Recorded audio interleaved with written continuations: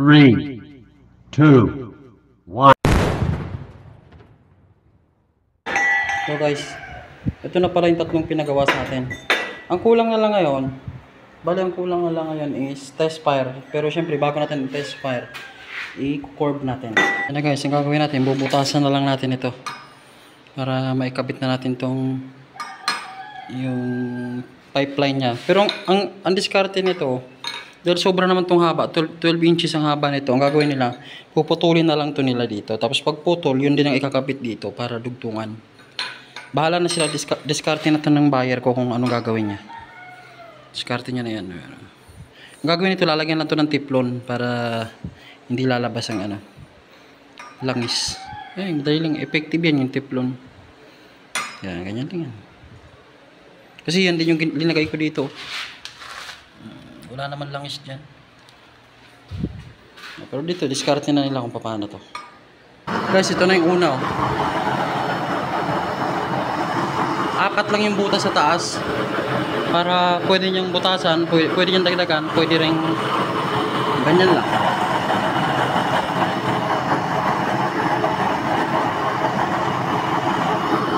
Ngayon, pagka natapos na natin siyang i-test fire, ang gagawin natin, saka natin lilinisan ito. Ito na yung pangalawa.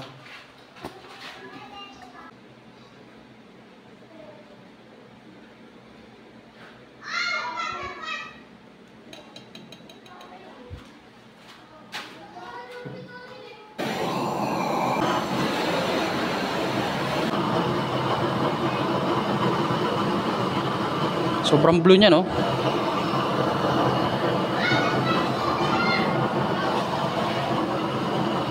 Pag nalagyan ng kaldero yan, lalo pa magbo-blue yan.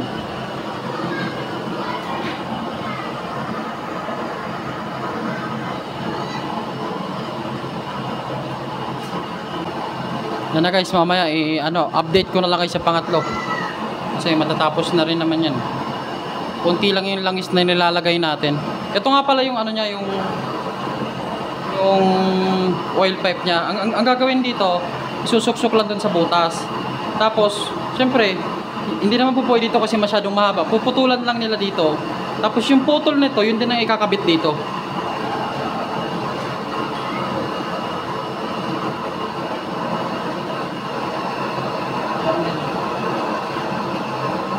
Parang ganyan lang siya. Yun din ang ikakabit yan.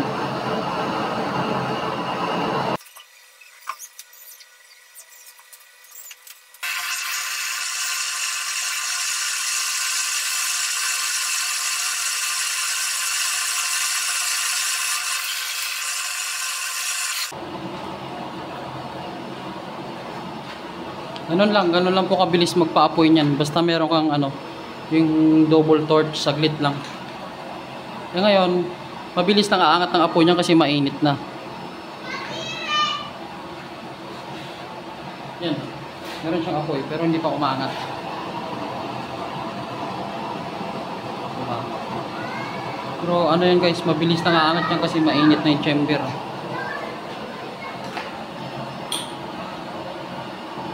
Yan tumataas na yung apoy.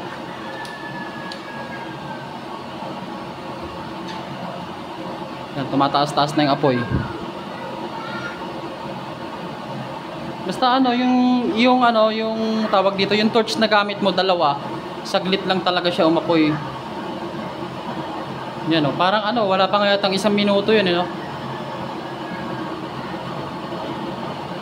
Saglit lang, lalo na yung nauna, saglit lang din yun. Yan guys, tumataas na.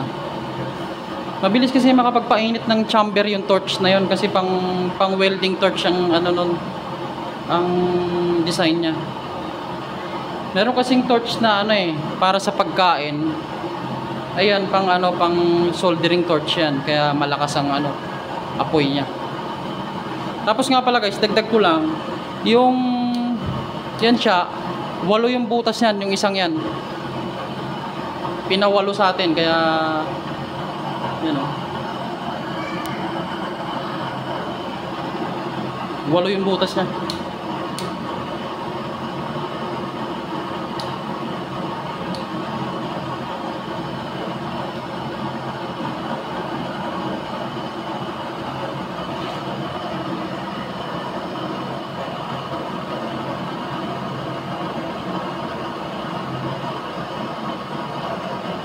Buksan mo yung ilaw, di mo makikita oh.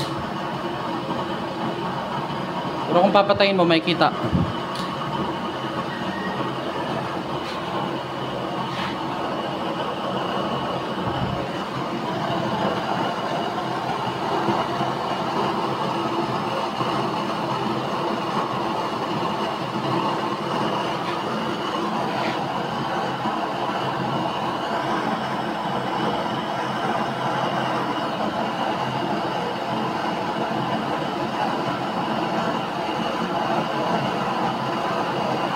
Pag may ano yan guys, yung may nakasalang na, lalo pang magbo-blue yan.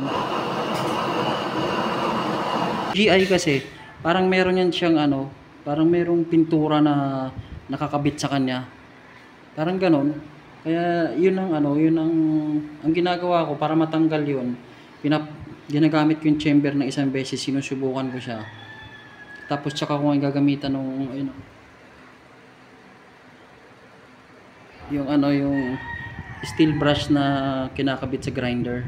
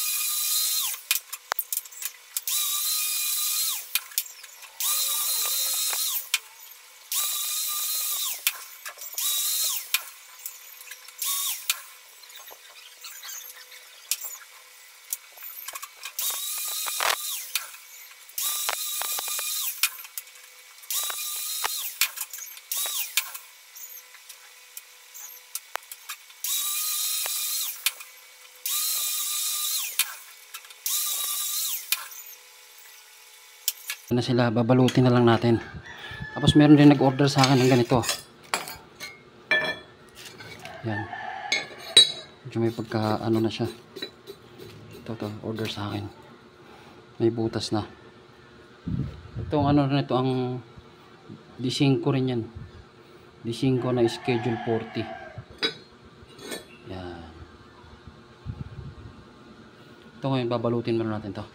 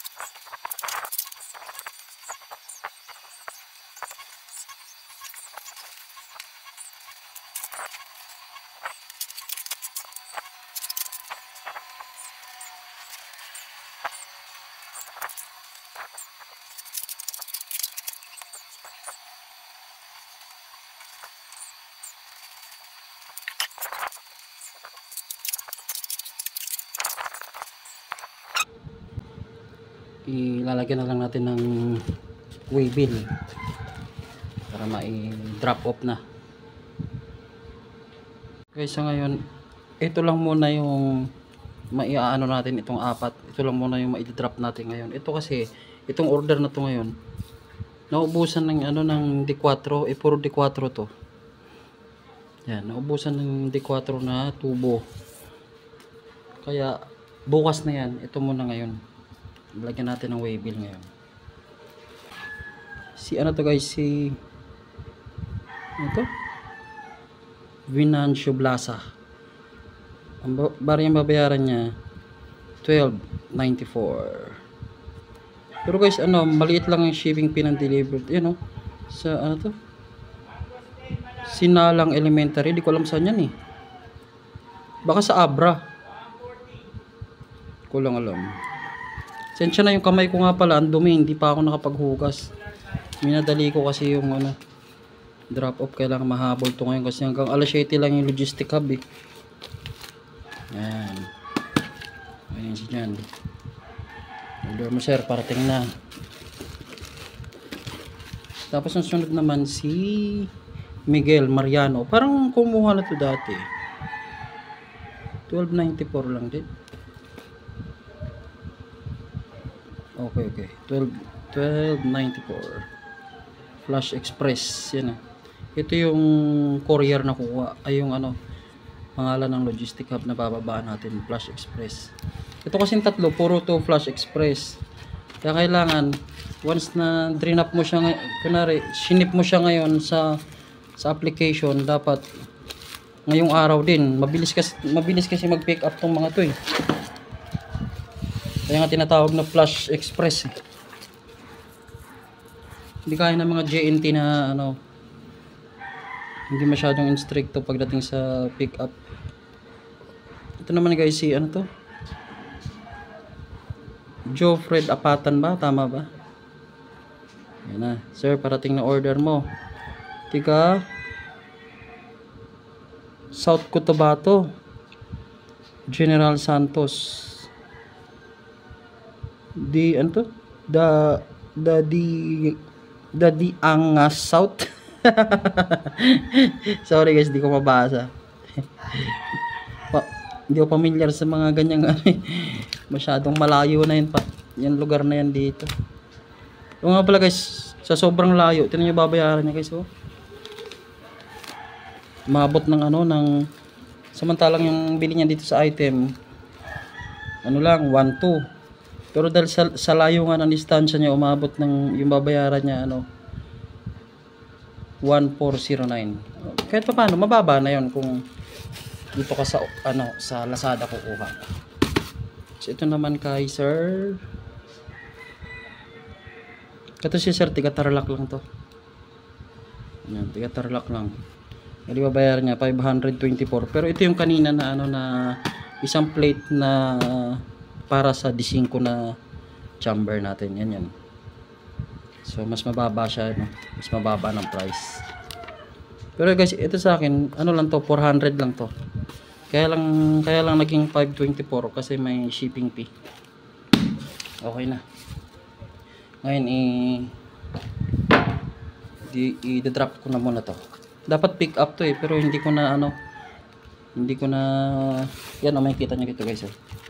Yan pick up yan. Mga flash pick up. Kita ba? Yan, pick up. Tapos ito, pick up din. Ito naman, drop off. Ibig sabihin, pag sinabing drop off,